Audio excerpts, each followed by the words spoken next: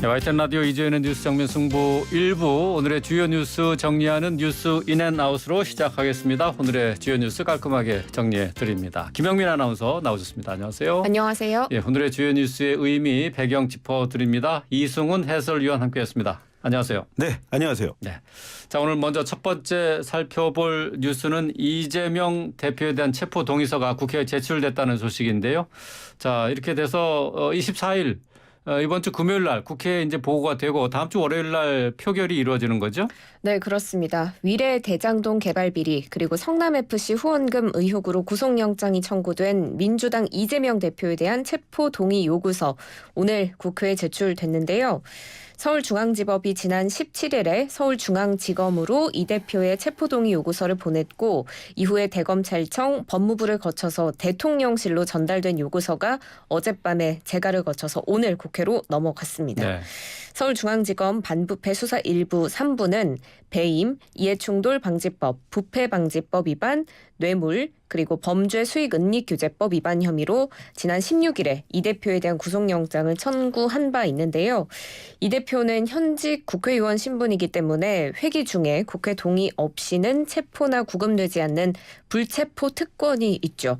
그렇기 때문에 국회에서 체포 동의안이 통과가 돼야지만 법원이 구속 전 피의자 신문을 열 수 있습니다. 자, 앞서 앵커께서 말씀하셨던 것처럼 오는 24일에 네. 체포 동의안 국회에 보고되고 다음 주 월요일인 27일에 이제 표결에 붙여질 것으로 보이는데요. 가결될 가능성 얼마나 있을까요? 오늘 박원석 전 의원이랑요. 제가 진행하는 프로그램입니다.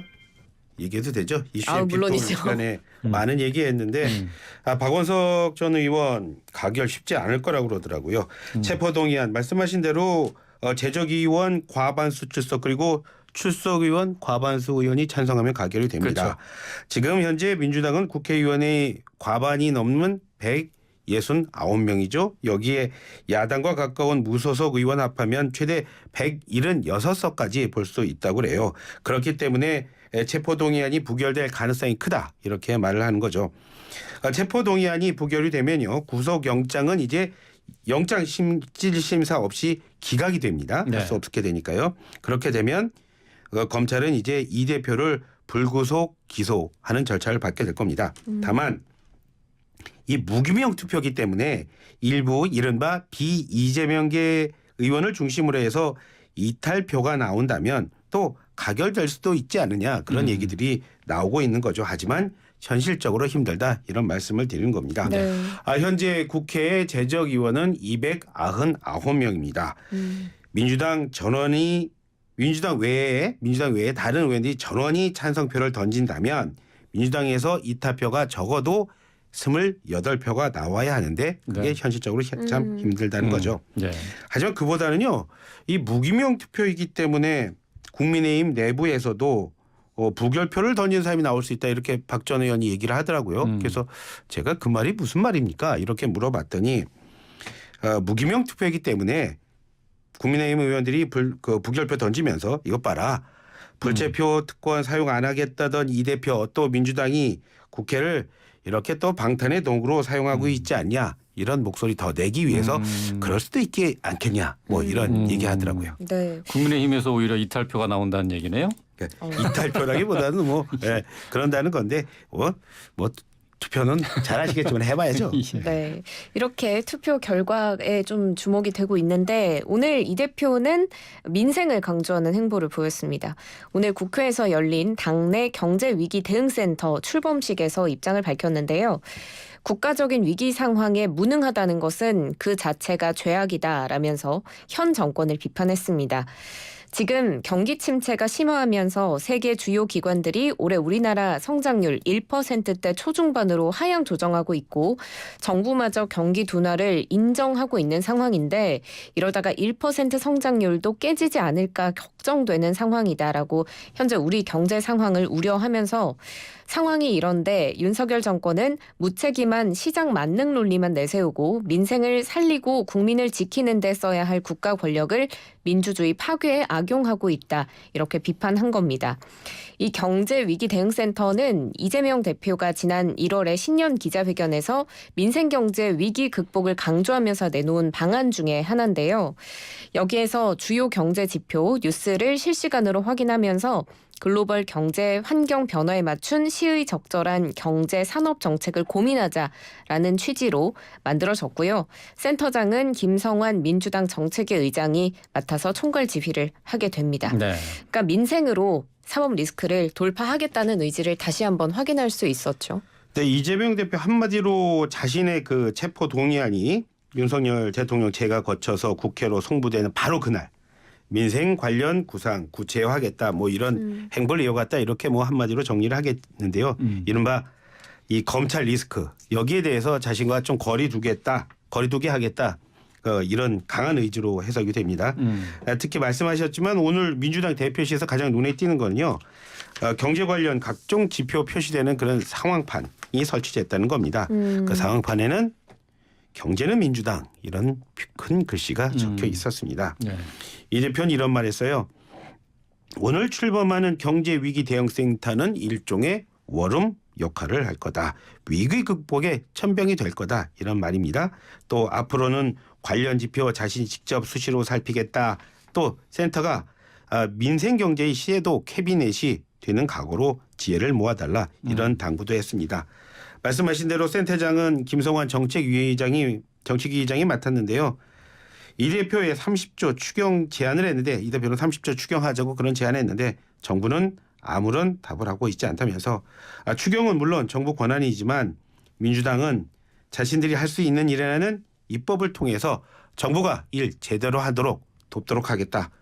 그런 일 하도록 소리하지 않도록 하겠다. 이렇게 말을 했습니다. 결국은요. 이런 얘기 다 모아보면은 민주당 그리고 이 대표 민생 더 챙기는 모습 보여주면서 또 그러면서 국민 지지 얻어서 지금의 위기 타개하겠다 그런 뜻으로 읽힙니다. 예. 자, 이재명 대표의 사법 리스크 의혹에 쏠린 국민들의 시선을 이제 민생으로 돌파하겠다 하는 시도로 보입니다. 자, 계속해서 다음 뉴스 살펴보도록 하죠. 노란봉투법.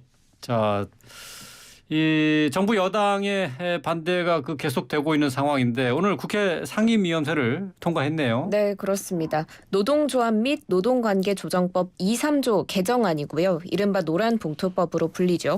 이 법안이 오늘 국회 환경노동위원회 전체 회의에서 의결됐습니다. 거수 표결로 진행이 됐고요. 환노위원 16명 중에 9명 찬성으로 통과됐습니다. 통과되자 국민의힘 의원들은 표결을 거부했고 전해철 환노위원장에게 항의하는 상황까지 벌어졌습니다. 이 노란봉투법은 사용자의 개념 그리고 합법 파업의 범위를 확대했고 파업 참여 노동자에 대한 손배 가압류를 제한하는 내용을 담고 있는데요. 이 사용자의 개념을 좀 바꿔서 하청 노동자가 원청을 상대로도 파업을 할 수 있게 했고 노동쟁의의 개념도 임금 인상이나 복지 확대 같은 이익 분쟁뿐 아니라 단체 협약 이행 또 정리해고 반대 같은 권리 분쟁까지 포함했습니다. 그리고 법원이 노조 활동으로 인한 손해배상 책임을 인정할 때는 각 손해의 배상 의무자별로 귀책 사유, 기여도에 따라서 개별적으로 책임 범위를 정하도록 한 법안입니다. 이제 상임위에서 통과가 됐기 때문에 국회 법사위 그리고 본회의 통과 절차만을 남겨놓고 있는데 법사위원장은 국민의힘 출신 김도읍 의원이기 때문에 장기 계류될 가능성이 있다고 보고 민주당과 정의당은 본회의에 직회부하는 수순을 밟을 것으로 보입니다. 네.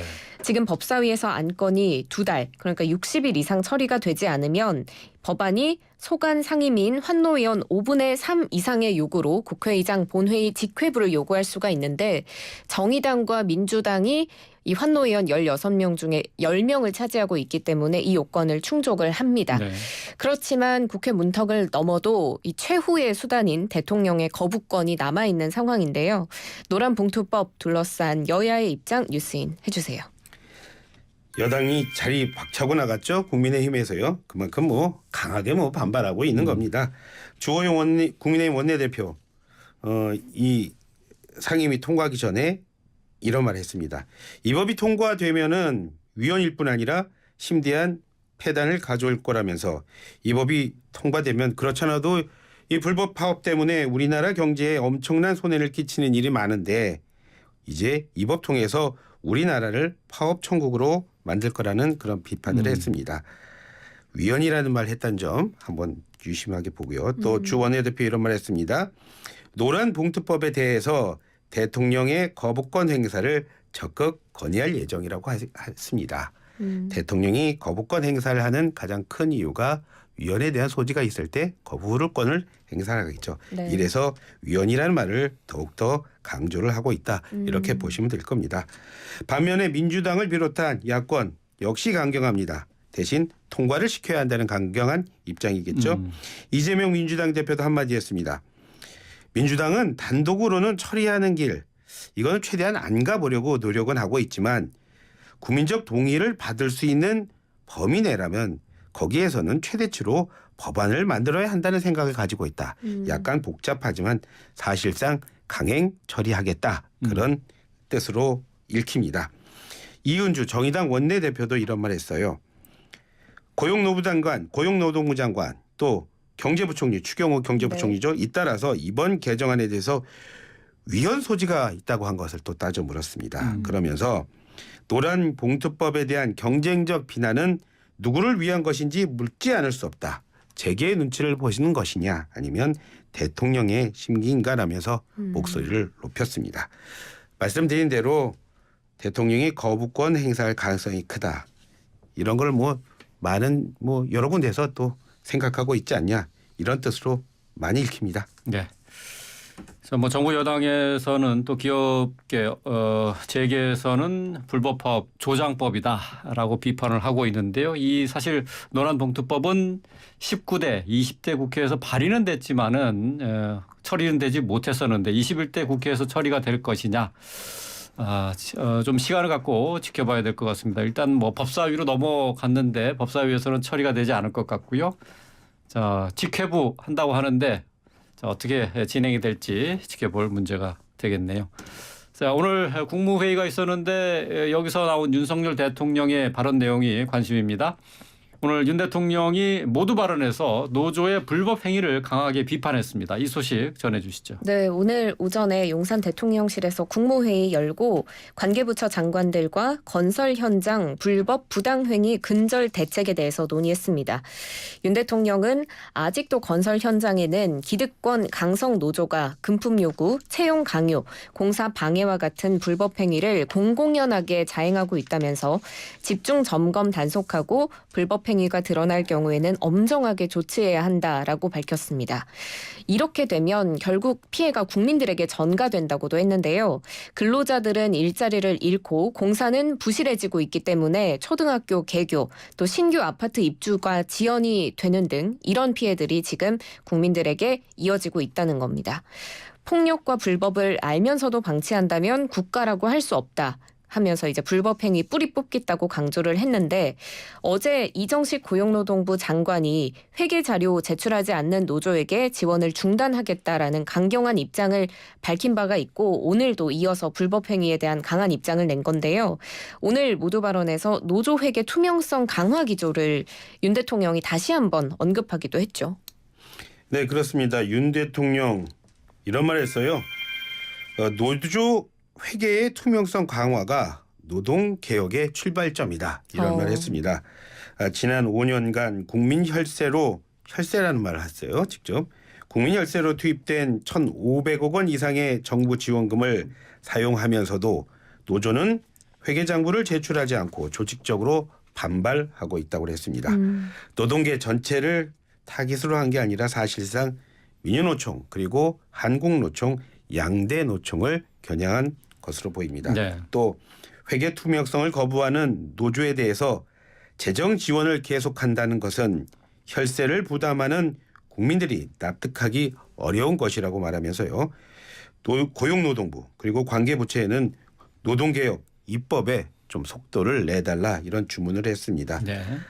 부에서도 또 입법할 수 있지 않습니까? 그 얘기를 한 겁니다. 정부는 일단 노조 회계 감사원의 자격 선출 방법 구체화해서 이제 독립성, 전문성 확보하기 위한 부에서 만드는 건 시행령이라고 하지 않습니까? 시행령을 통해서 개선을 통해서 이제 속도를 낸다는 그런 방침인데요.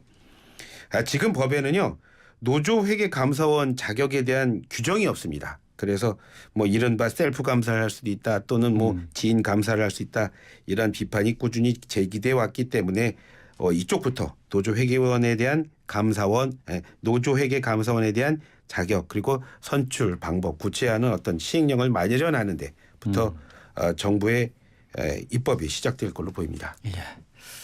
자, 다음 소식 살펴보겠습니다. 오늘 법원에서 주목할 만한 판결이 나왔는데요. 정부가 동성 부부의 건강보험 피부양자 자격을 인정해야 된다라는 판결입니다. 동성 부부의 이제 법적 지위를 사실상 인정한 최초의 사례가 아닌가 하는데 지금 판결 내용부터 좀 살펴볼까요? 네, 동성 부부가 배우자의 건강보험 피부양자 자격 인정해달라고 낸 행정소송 2심에서 이제 이긴 건데요. 국민건강보험공단을 상대로 제출한 소송입니다. 네. 1심에서는 원고 패소였습니다. 혼인은 남녀 간의 결합이기 때문에 인정해줄 수가 없었다는 건데요. 이 1심 판단을 2심에서 뒤집은 겁니다. 재판부는 법정에서 판결 이유를 따로 설명하지는 않았고요. 건보공단은 항소해서 대법원 판결까지 다퉈볼 예정이다라고 밝혔습니다. 굉장히 역사적인 2심 판결이 나왔는데요. 자세히 뉴스인 부탁드립니다. 예, 소송욱 씨의 법률 대리인 이런 말 했습니다. 오늘 판결은 동성 부부의 법적 지위를 법원이 인정한 최초 사례다. 네. 방점을 뒀죠. 소송욱 씨는요. 지난 2019년으로 거슬러 올라갑니다. 그때 김용민 씨와 결혼식을 했습니다. 그리고 이듬해 2월에 건강보험 직장 가입자가 배우자 김 씨였기 때문에 김 씨의 피부양자로 등록을 했습니다. 하지만 소 씨는 그해 10월이었습니다. 피부양자 인정 조건에 부합하지 않는다. 이런 이유로 공단에서 보험료 내세요. 이런 처분을 받았습니다. 소 씨 반발했습니다. 실질적인 혼인 관계인데도 동성이라는 이유만으로 건강보험 피부양자 자격을 부인하는 거는 이거는 건강보험 제도의 목적에 어긋나는 게 아니냐. 그러면서 지난 2021년 2월에 행정소송 낸 겁니다. 지난해 1심 재판부는요. 이런 말 했어요. 잠깐 언급하시면 이런 말 했습니다. 현행법의 체계상 동성인 두 사람의 관계를 사실관계로 평가하기는 어렵다. 또 현재의 민법과 대법원 그리고 헌법재판소의 판례 또 우리 사회의 일반적 인식을 모두 모아보더라도 혼인은 여전히 남녀의 결합을 근본 요소로 한다고 판단되기 때문에 이들의 동성 간 결합까지 확장해서 해석할 근거가 없다고 말을 했는데요. 그런 판단이 이번에 2심에서 뒤집어진 겁니다. 네.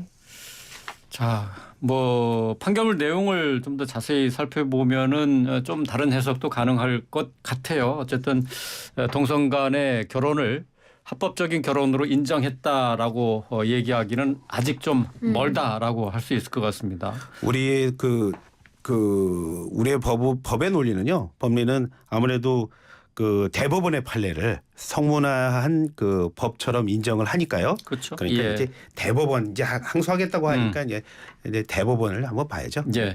이번 판결은 상고. 이제 그 사회 보장 제도로서의 의료 보험의 자격을 가지고 논한 판결이라고 봐야 되는데 이게 사실적인 법적인 결혼으로 동성 간의 결혼을 인정할 것이냐 이거는 조금 차원이 다른 문제일 것 같고 만약에 이제 이 문제까지 번지게 된다면은 상당히 큰 의미가 있는 판결이 될 거라고 생각이 됩니다. 앞으로 또 어떻게 발전이 될지 뭐 법률적인 문제이기 때문에 이 부분에 대해서는 뭐 나중에 또 시간을 내서 변호사들과 함께 이 부분 또 논의해 보도록 하겠습니다.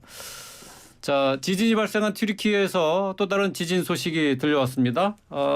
규모 6.3의 비교적 강한 지진이었네요. 네, 그렇습니다.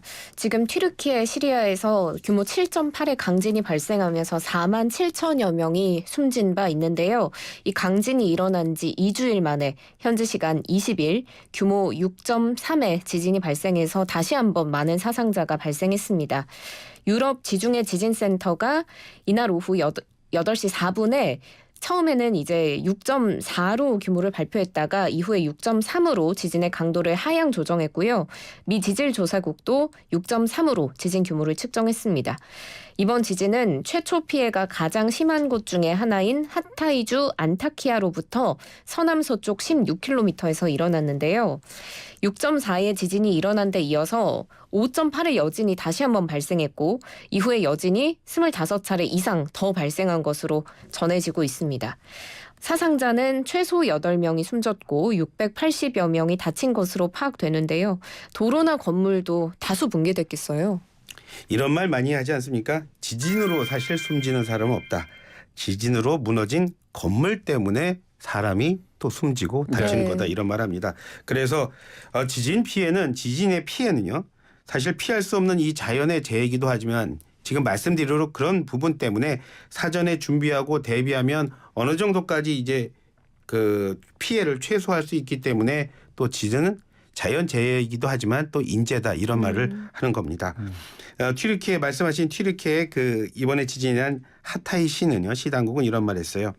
이번 지진으로 많은 건물 붕괴했다. 그러면서 일부 시민이 여전히 그 건물 더미 아래에 있고 지금 현재 구조 작업은 진행 중인데 쉽게 이루어지진 않고 있다. 이런 말 했습니다. 그렇기 때문에 지금 말씀해 주신 그런 확인된 인원보다 더 많은 인명피해가 나지 않을까 그런 걱정들 많이 하고 있는 겁니다. 고속도로도 일부 붕괴됐다는 소식도 또 있습니다. 게다가 튀르키예 재난관리국 해수면이 최대 50cm 이상 상승할 우려가 있다면서요. 주민들에게 해안에서 바닷가에서 멀리 떨어져 달라고 얘기했습니다. 네. 쓰나미에 대한 걱정을 하는 거겠죠. 이번 지진으로요.